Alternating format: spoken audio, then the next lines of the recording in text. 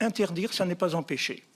Et c'est là que je crois qu'il ne faut pas que la loi se mêle de trop de choses.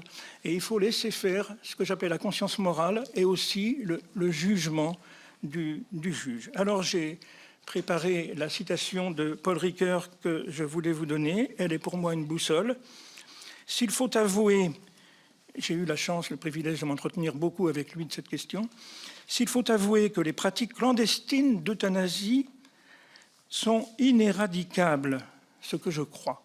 Dans aucun pays, la loi n'a empêché les zones grises et même, on peut aller plus loin, selon les 2 études scientifiques dont je dispose, l'une est en anglais, l'autre est en français, il y a plus d'euthanasie clandestine en Belgique, proportionnellement à la population, qu'il y en a en France. Il y en a en France, bien entendu.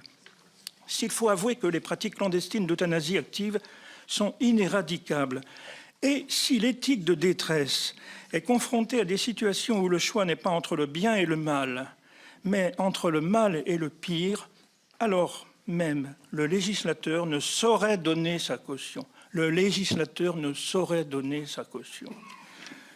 Et il ajoutait, Paul Ricoeur, a-t-on oublié la réflexion d'Aristote sur l'équité confiée aux sages lorsque la loi, trop abstraite et trop générale, ne peut plus prononcer une parole de justice dans une situation concrète marquée par l'urgence et la détresse. Le dernier philosophe que j'aimerais citer, c'est Chesterton, philosophe britannique, qui, dans un livre sur l'eugénisme paru en 1922, avait eu cette formule que j'ai voulu placer, en épigraphe du livre que j'ai préfacé de soignants belges qui disent pourquoi ils ne pratiquent pas l'euthanasie, l'envers du décor, je l'offrirai au rapporteur. J'ai voulu placer cette phrase de Chesterton qui dit « Une loi produit toujours des fruits bien au-delà de ce qu'elle avait cru circonscrire au départ ». Il le disait déjà à propos de l'eugénisme en 1922, il le redirait nécessairement aujourd'hui.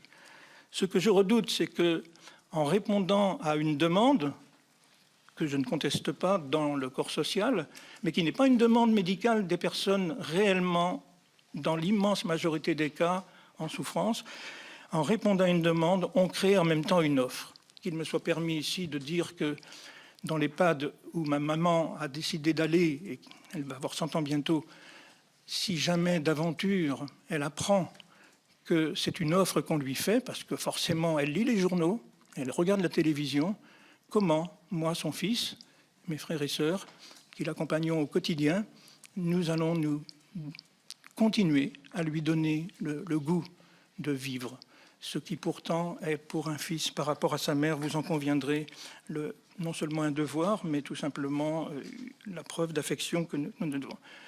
Je redoute que la normalisation des esprits qui est en cours en ce moment, au Canada en particulier, où 7% des décès sont pratiqués par euthanasie, en Belgique, où ça croît régulièrement, où les restrictions de départ sautent les unes après les autres, je redoute que, en effet, nous rentrions dans une civilisation qui n'est pas celle que Michel Vaxès, que je veux encore citer ici un peu lourdement, parce qu'un athée de gauche, c'est quand même quelqu'un qui n'est pas suspect de rouler pour le Vatican.